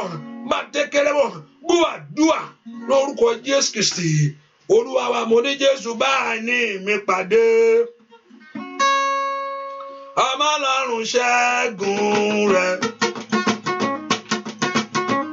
Jésù bá ní mi pàdé. Ọmọ Ọlọ́run ṣẹ́gun rẹ̀. Gbogbo ohun tó yà ayé mi lẹ́nu. Ó yá o. Ọmọ Ọlọ́run ṣẹ́gun rẹ̀. Ó yá ọmọ. Jésù bá ní mi pàdé. Bàbá mímọ́. Ọmọ Ọlọ́run ṣẹ́gun rẹ̀. Jésù bá ní ìpàdé sẹ́ o. Ọmọ Ọlọ́run ṣẹ́gun rẹ̀. Gbogbo ohun tó yà ayé mi lẹ́nu. Ọmọ Ọlọ́run ṣẹ́gun rẹ̀. Ó yá. Gbogbo ohun tó yà ayé mi lẹ́nu. Ànàyàbàrú sàtàyàbàgàbà. Ọmọ Ọlọ́run ṣẹ́gun rẹ̀. Olúwa ṣẹ́gun orúkọ rẹ̀. Oníkọ́ Ọlọ́run kó ṣẹ́gun fún ọ̀sẹ̀. Orúkọ rẹ̀ kó bẹ̀rẹ̀ sí rú ọ́. Ìmọ̀sídà ó yá ohun rere ò ní jábọ́ mọ́. Ọwọ́ Ọlọ́run kó pa ayé rẹ̀ wò. Ìlà dáadáa. Níbi àga tó ti ń fẹ́ àánú. Ó yárí àánú gbàṣẹ́. Máa ń dàyà dáadáa. Ó níbi àga tó ti ń fẹ́ àánú láyé. Ó yárí àánú gbàṣẹ́, mo ń bẹ wí ni o. Níbi àga tó ti ń fẹ́ àánú ṣẹ́. Ayé rẹ̀ kó rí àánú gbà. Ó yá o. Jésù bá ní mi pàdé o. Ọmọ Ọlọ́run ṣẹ́gun rẹ̀. Jésù bá ní mi pàdé sẹ́. Ọmọ Ọlọ́run ṣẹ́gun rẹ̀. Gbogbo ohun tó yà ayé mi lẹ́nu nínú ọdún yìí. Ọmọ Ọlọ́run ṣẹ́gun rẹ̀. Gbogbo tó yọ ṣẹ́ mi lẹ́nu lórí ọmọ mi gbogbo. Ọmọ Ọlọ́run ṣẹ́gun rẹ̀. Ó yá o. Jésù bá ní mi pàdé. Gbàdúrà. Ọmọ Ọlọ́run ṣẹ́gun rẹ̀. Ó yá sọ fún Jésù. Jésù bá ní mi pàdé sẹ́. Ọmọ Ọlọ́run ṣẹ́gun rẹ̀. Ó yá o. Gbogbo ohun tó yọ ayé mi lẹ́nu. Bàbá. Ọmọ Ọlọ́run ṣẹ́gun rẹ̀. Lórí ọmọ o, lórí aya. Gbogbo ohun tó yọ ayé mi lẹ́nu. Bàbá mi. Ọmọ Ọlọ́run ṣẹ́gun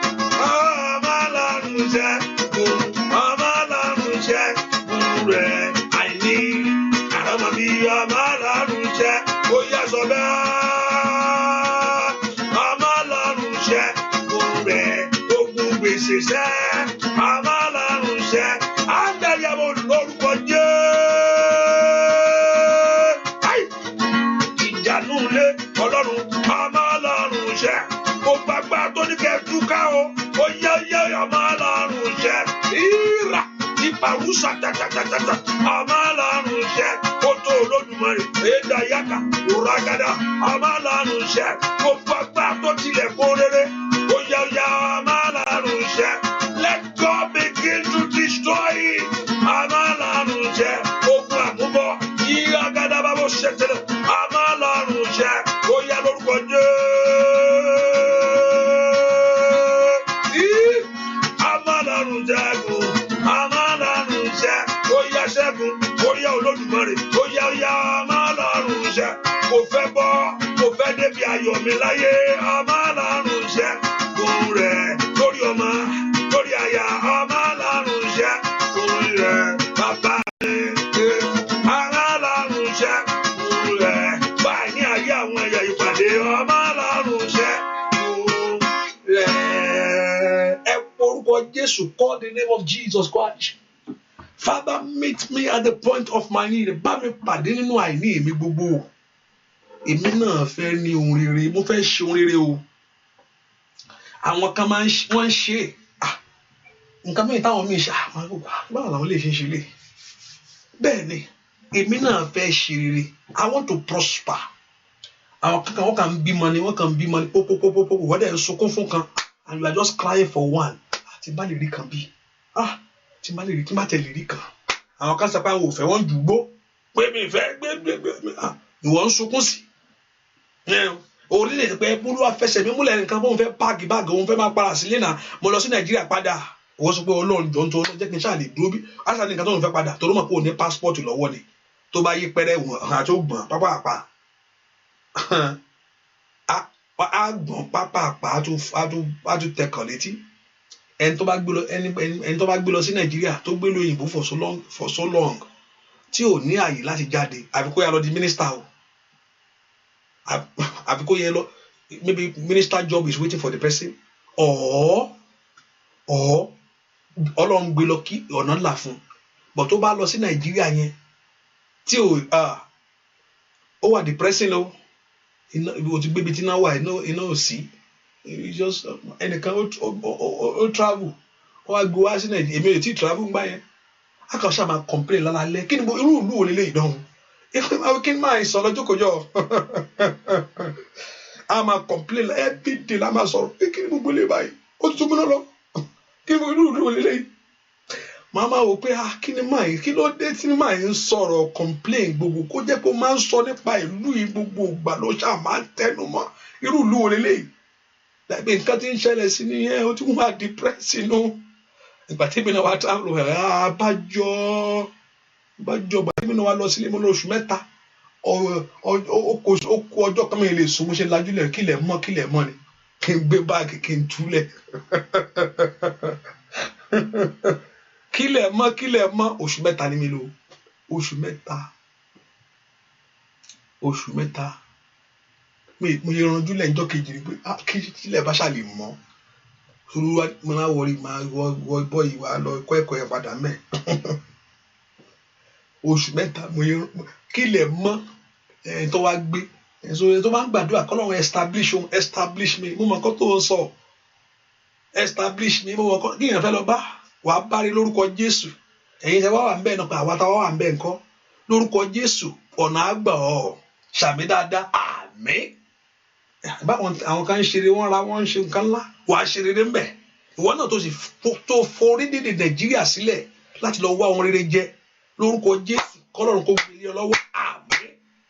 In any way that you may be in any country ibikíbi tó bá ti jáde in any country I'm praying for you whether you wà ń lo ìbò ni ó fi Nàìjíríà lẹ̀ láti lọ wá tó máa jẹ láyé ẹ̀ tó wá àtiwọ́ tó wà Nàìjíríà pé àbátá wà Nàìjíríà kí ni ká ṣe lórúkọ Jésù torí pé a gbẹ́kẹ̀lé Ọlọ́run ní orúkọ Jésù whether you are from Ghana wherever you may be I pray wherever that you straight upon right now let that place begin to bring blessing for you kí ìbùkún kó bẹ̀rẹ̀ sí jáde fún ọ.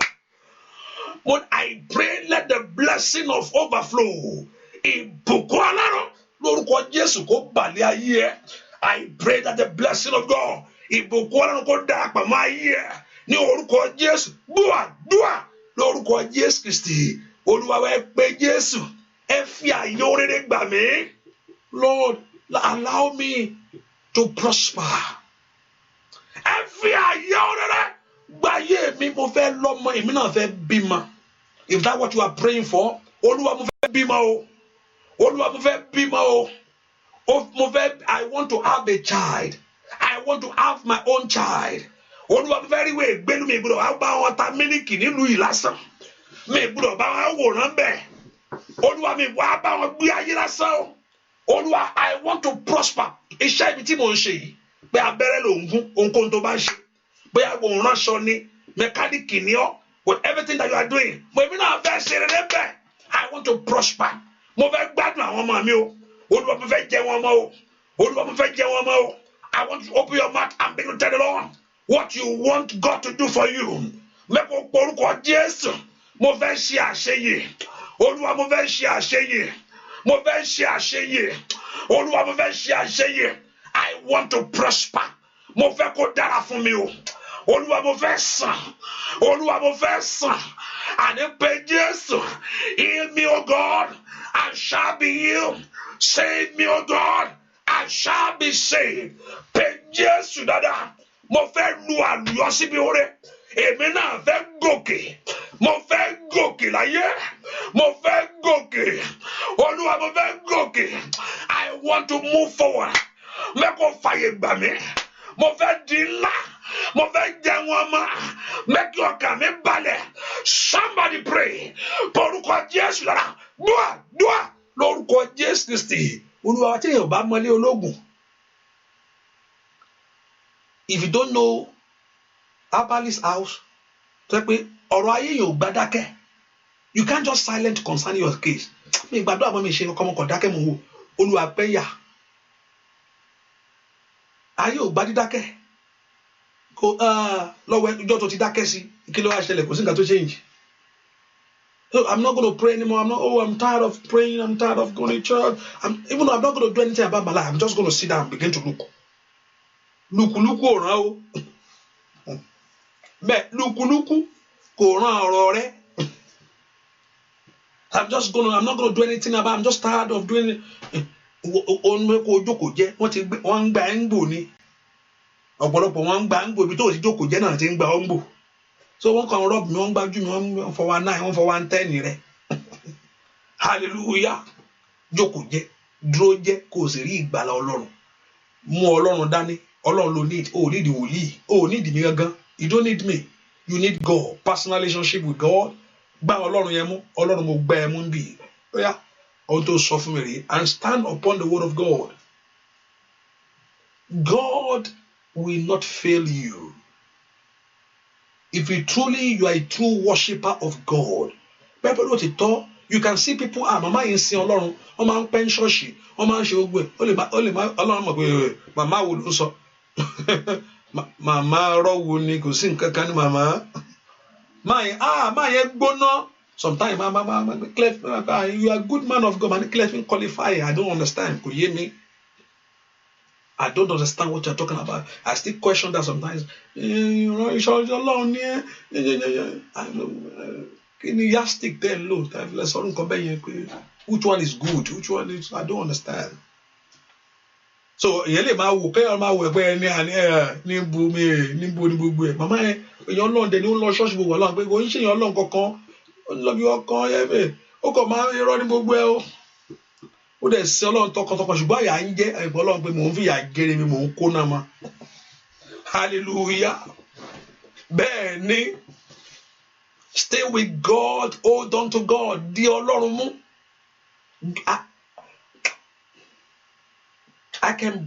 Àti máa fẹ́ parọ́ nìkan ló kù. Maybe if I want to lie. Mi ò rò pé Ọlọ́run dojú tì mí rí. Ṣùgbọ́n kò ṣe gbogbo nǹkan tí mo fẹ́ ló ṣe o. Pé mo ṣe fẹ́ ló ṣe o. Ṣùgbọ́n tí n bá jókòó ayé mi dáadáa. Ọlọ́run ò dojú tì mí rí. Kò dojú tì mí rí. Àfi máa fẹ́ jẹ́ onírọ́ o. God has not put me to shame. But did I want more better thing? Yes. Did I want something greater than what I see? Yes. But can I come to conclusion in my life that God has ever disappointed me? No. I sọ fún pé sọ fún mo ti dojú tì sọ fún mi. kò ṣe fún mi ní ìsìn yẹn pé ó dójú tì mí pé Ọlọ́run ò fún mi ní ìsìn pé kò dójú tì mí mo sọ fún mi máa ṣe é tó dà pé tó rẹ̀ mí jẹ́ kí mi lè gbàdúrà mọ́ mo ṣe ń wò bí olúndùn rẹ̀ so I was so down in my spirit, totally down Ọlọ́run gẹ́mọ̀ kí mo down mi lè gbàdúrà mo kàn dákẹ́ mi sọ̀rọ̀ mo kàn dákẹ́ ibi tí mo ti dákẹ́ náà ló tún wá bá mi lọ́sàn-án gangan boy listen mo mọ nǹkan tó ń fi lò lọ́sàn-án ni mi lè gbàgbé boy mo mọ nǹkan tó ń rò ohun tó ń béèrè yẹn mo rí kó Ọlọ́run is a loving God. Oh my God, you are loving God. Who like me Ọlọ́run like me Ọlọ́run ó like me àmì ìmọ̀ ó lè sọ tiẹ̀ ni ó like me ìwọ boy ohun tó ń rò yẹn tó dáhùn sí èmi máa ṣe fún ẹ má dẹ̀ ṣe fún ẹ ó ṣe ju bí mo ṣe ń béèrè lọ èmi ọ̀tọ̀ nǹkan tí mi ń fẹ́ tí mo ń sunkún sí mo dáhùn sí mo ń wò pé ó kàn dáhùn ni mo létò tó dájú fún ẹ náà dídé jọ èmi tó ló wá bá ti sọ̀rọ̀ there's a peace in your heart when God speaks àlàáfíà kan máa ń wà á kàn wá gbà and he will take the fear away bó dẹ̀ yẹ sọ tó yẹ sọ bó dẹ̀ dìde okay ẹlòmíì tún fi nǹkan lọ mí lẹ́yìn ìgbà yẹn mo ní no Olúwa ti sọ fún mi pé òun á ràn mí lọ́wọ́ ẹnìkan wá bá mi pé òun á ràn yín lọ́wọ́ à ń ṣe kí ni ẹ má wọrí mọ́ ẹ má wọrí ẹ lọ fún ẹlòmíì kìíní yẹn Olúwa sọ fún mi pé òun á ṣe fún mi mo mú kíní wá fún náà mo nínú ẹ bá fílẹ̀ ẹ má wọrí Olúwa ti sọ fún mi God told me mi mo kàn dákẹ́ kíní yẹn kàn wá you have the peace in your mind akọ̀sọ̀ tó bá ti gbóhùn Ọlọ́run máa ń mú àlàáfíà wá o á fi ìfọ̀kànbalẹ̀ wá the voice of God will give you that peace in your heart ọkàn kan balẹ̀ ẹ̀rù ní símọ́ akọ̀ máa wò ní gbà tó dẹ̀ máa bẹ̀rẹ̀ adé bẹ̀rẹ̀ ó lè má ṣe bó ṣe sọ kíákíá ó lè rò pé ó ṣe when God declare something maybe the next day no you probably don't after 3 years ló ń sọ̀rọ̀ yìí ó sọ after 3 years yeah ó sọ̀rọ̀ fún mi after 3 years bó tó ṣe bọ̀gbà tó máa ṣe bàbá mi àgbà bàbá mi tó pọ̀ Olódùmarè ọba ńlá ó dà kí n máa yíra fún ẹni bàbá ya kàtàkàtàkàtà ìgbà tó gbé dé ẹ sọ pé ìgbà tó gbé ṣe rẹ̀ dé ìgbà tó yọ jáde ẹni tó ń dí mi lọ́wọ́ kò tó bẹ́ẹ̀ ẹni tó ní mi ẹ̀ní lọ kò tó àtẹ̀gùn ní gbogbo wọn bó ṣe máa ṣe inú ayé ẹnu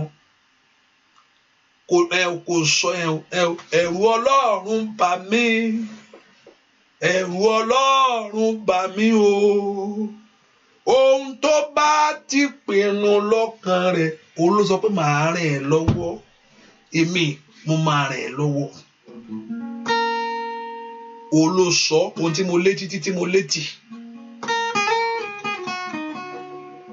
ìgbà tó sọ pé òun á ràn lọ́rùn ló dìde bó dẹ̀ ṣe ó dẹ̀ fi hàn mí bó ṣe máa ṣe mo dẹ̀ sọ fẹ́ nìkan mo gbọ́ o ẹni ẹ wò mí títí pé àkílè lè sọ ìwọ tó tẹ̀ tí ìjáde tó ń sọ̀rọ̀ pé àní mo sọ nǹkan báyìí nǹkan báyìí ló máa ṣẹlẹ̀ ó wò pé ìwọ bọ́ yìí lọ́jọ́ kò síbi kan Ọlọ́run ti sọ̀rọ̀ ó wá kó ẹni tí ó gbé jẹ Ọlọ́run sọ̀rọ̀ ó wá kó ẹni tó bá sọ pé ta ló wà mẹ́ẹ̀ àfẹn tó bá fẹ́ lọ mo gbàdúrà kọ́lọ́run kó fọhùn jáde nítorí ayé rẹ lónìí. I pray let Jehovah God speak concerning your life. Kí Ọlọ́run kó fọhùn nítorí ọmọ rẹ. Kí Ọlọ́run kó fọhùn nítorí iṣẹ́. Makari Paul Saida. Gbogbo tó ń gbọ́ Ọlọ́run gbọ́ fún. With everything that you are believing God for. Tó ti pẹ́ ni. Oh Makari Saida. Mani Aliabokapi Saida. Ní orúkọ Jésù. Mo ní kí Ọlọ́run kó fọhùn. Oh, Makali Power Saida. Minianda Yahuka Tiri Bokopalia. Lórúkọ Jésù. Mo ní kí Ọlọ́run kó fọhùn. I ask the Lord to speak concerning your life. Kó fọhùn agbára jáde. Oh, jẹ́wọ́ agbára rẹ o. Jẹ́wọ́ agbára rẹ. Ọlọ́run ìyanu. Ajẹ́wọ́ agbára. Jẹ́wọ́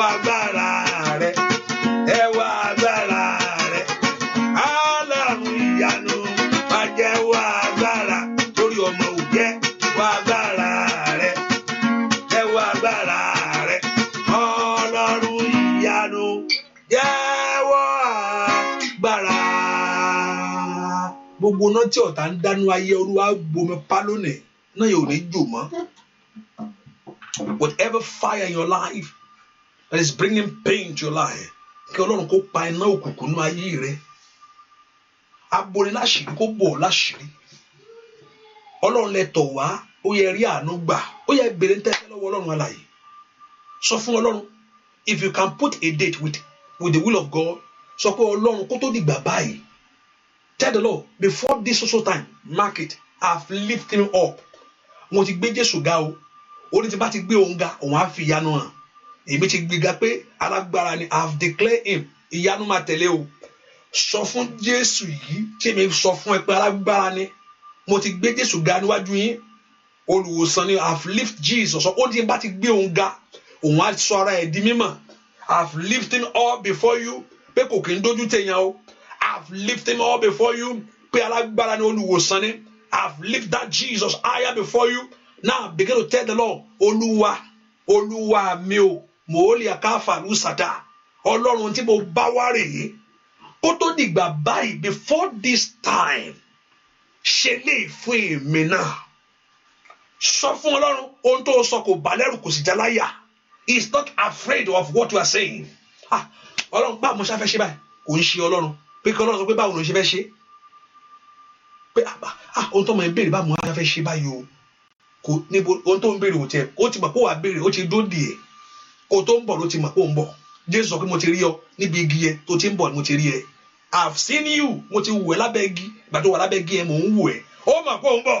Mind power inside. Ohun tó ní fún ọ tó fi ń bọ̀ kó gbélé ọ lọ́wọ́ báyìí. Ó yá béèrè ohun tó fẹ́. Ọlọ́run kó tó dìgbà báyìí. Before this time, kó tó di àkókò báyìí. Ṣe Ọlọ́run mo ti gbé ọ̀gá níwájú àwọn èèyàn yìí pé alágbára ni ọ́. Mo sọ nípa títóbi rẹ. Mo sọ ohun tó ṣe fún mi. Pé wà tó wá ṣe inú ayé àwọn èèyàn. Pé wà fa ayé àwọn èèyàn dára. Wà dórí ọ̀rọ̀ rẹ àti májẹ̀mú rẹ. Màyá àbàrú ṣàtà lè tèrè àdá kétékété. Màwúrọ̀ kó tó pàrọ̀sà lè frando tó bẹ̀rẹ̀. Mà ṣí tẹ̀kẹ̀tẹ̀. You open the doors for them. Wà á ṣe ìyanu ńlá. Wà á jẹ́ agbára rẹ. Wà á sorúkọ rẹ nígbà. Nú ayé àwọn èèyàn yìí. Wà á ṣe bẹ́ẹ̀. Wà á ṣe bẹ́ẹ̀. Wà á ṣe bẹ́ẹ̀. Makari Paul Saira. Oli kauri pori kadia. Liba onde auka fira. Wali kiri bonde ya.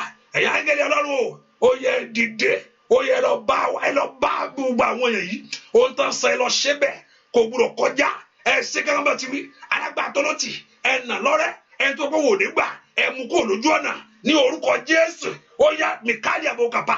Anyone that's in your life, say no. Let God remove them. In the name of Jesus. Bó ṣe wí ní Ọlọ́run tẹ́lẹ̀ jẹ́wọ́ ẹ̀ fún yín. Kó ṣe bẹ́ẹ̀ fún yín. Bí o tá bá ti kọ́ ohun tí a bá kọ́, whatever that been written, contrary to this, kárí pé wọ́n ti kọ́nu ayé ẹ pé bó ṣe máa rí yẹn. Ṣùgbọ́n torí pé ó béèrè níwájú Ọlọ́run tó pè mí tó rán mi níṣẹ́, ẹni tí mo gbóhùn rẹ̀ tó ní máa lọ, máa tẹ̀lé ẹ. My power cider, what me what? Èmi ò gbọ́dọ̀ wá déwájú yín kó lòun á padà.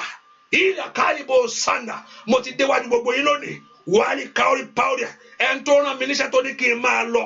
Ó ní tó bá ti lọ ibi tó bá ti dúró sí, màá dúró pẹ̀lú ẹ̀. Màá ní káórí kó èmi ò wá lè wá dúró síwájú yín ní ìrọ̀lẹ́ òní kí n wá wò pé lóun dà ó wà lẹ́yìn mi. Màá ní káórí powder cider, ní kàlíàndó kó parí ní orúkọ Jésù. Ayé yín kó rí ìyanu. Bí ẹ ṣe pèdè jáde kó rí bẹ́ẹ̀, orí ọ̀fẹ́ kó jàǹdà ẹ̀ fún yín. Let the grace of God release that thing to you. Ẹ gbà á kó rí bẹ́ẹ̀. Gbogbo ogun tó lótì kí Ọlọ́run kó ṣe wọ́n lọ́ṣẹ́, kí Ọlọ́run kó tẹ̀ wọ́n rì. Bẹ́ẹ̀ ni ó sì rí láì lórúkọ Jésù Kristi Olúwa wa. Àmín. Ìjẹ́ o lè kí hallelujah dáadáa? Ìjẹ́ o lè kí hallelujah yẹn dáadáa? Can you shout that big hallelujah? Ìjì ò lè kí hallelujah yẹn dáadáa. Ọ̀rọ̀ rẹ̀ yóò wá sí ìmúṣẹ. Ìjì ò lè kí hallelujah yẹn dáadáa. Ẹ̀rí rẹ̀ yóò sì pọ̀ níwájú àwọn ènìyàn. Màílẹ̀ kúndàkú sàtàlìyà. Màdúndẹ̀kẹ̀ pírẹ́sìdẹ̀kẹ̀tẹ̀. Ohun tó sọnù, Olúwa yóò wà láwàrí fún ọ. Ohun tí ayé sì gbà lọ yóò mú lé ọ lọ́wọ́. Kí hallelujah dáadáa. Màáyì kálí ẹ̀ bọ̀ shout that hallelujah.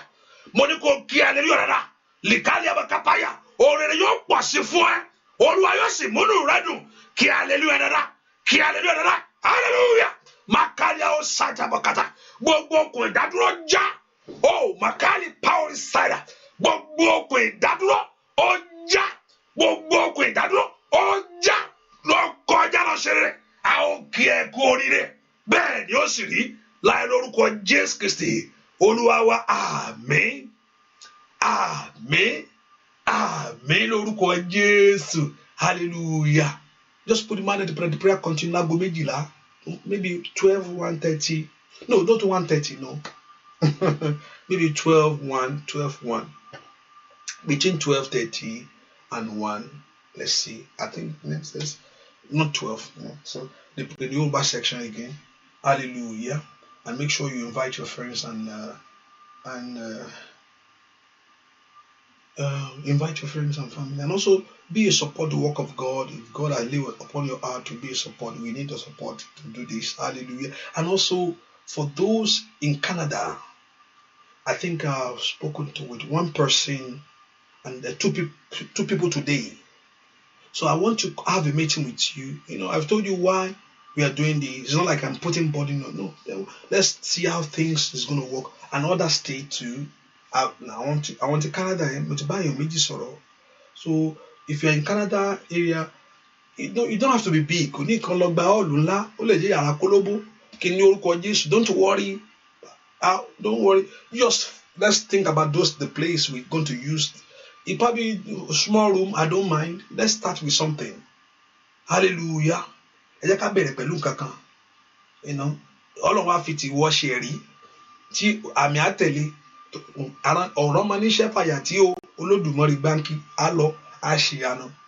So if you start, you know, I told us it's a prayer with a step of faith. Olúwa rán mi iṣẹ́ kò jókòó wò jáde boy jáde mo kò jókòó tó wò Olúwa jókòó pẹ́ o bá bẹ̀ sí gbígbèsè Ọlọ́run á bẹ̀ sí tẹ̀. So let's start ó bá jẹ́ kékeré from there ìyanu á ṣẹlẹ̀ náà ayé ẹ̀.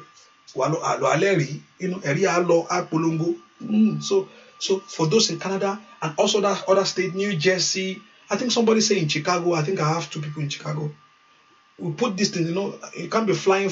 So we need to put things together, and I have another thing to do. Remember, I have another thing that I'm doing, so I can't be jumping around. The pastor Konsakakiri.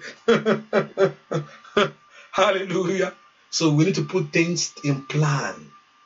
Praise the Lord.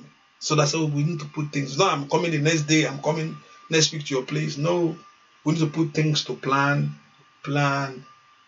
Okay, so time, maybe in 2 months' time, Canada, in so 3 months' time, 4 months' time, so London, France, Ireland, if all those countries, Australia, I will come. Hallelujah. Don't worry, I will come. I will come anywhere. If God want me to put it there, if God want me to, praise the Lord. So we need to put things together. For those in Canada, I've seen 2 people now. For those in Chicago, I think 2 people in Chicago or something like that. So let's see. We talk. I want to talk to you and say, okay, Kilalishi, I don't know the place. So in Kobai, you know, you go around. I found this place. You let me know. In Kobai, in Kobai, in Kobai, Lalishi. So I have a physical plan. Okay, in Kobai, Lalishi. Okay, in Kobai, in Kalashi. I said, don't put on Facebook. Text me. Text my number 240-593-2570. Dallas, by God's grace. I think Dallas. Let's see. Dallas. We can see work things out in Dallas. I think from Dallas. I just want to know. Even if you're in Dallas, call me so we know where. Because okay, now let me put an example. Like I live here, around here, and say, okay, Mokolo. If I come Mokofisi, become. Mama patewo membe pastor wa patewo mfura rembe, but it has to be in a place where people can, you know, reason together. Okay, that's what I'm saying. I can easily say, oh, I'm coming so in Canada, and so meet me so. Pastor, you don't know 3 hours flight. Let's so you don't reduce.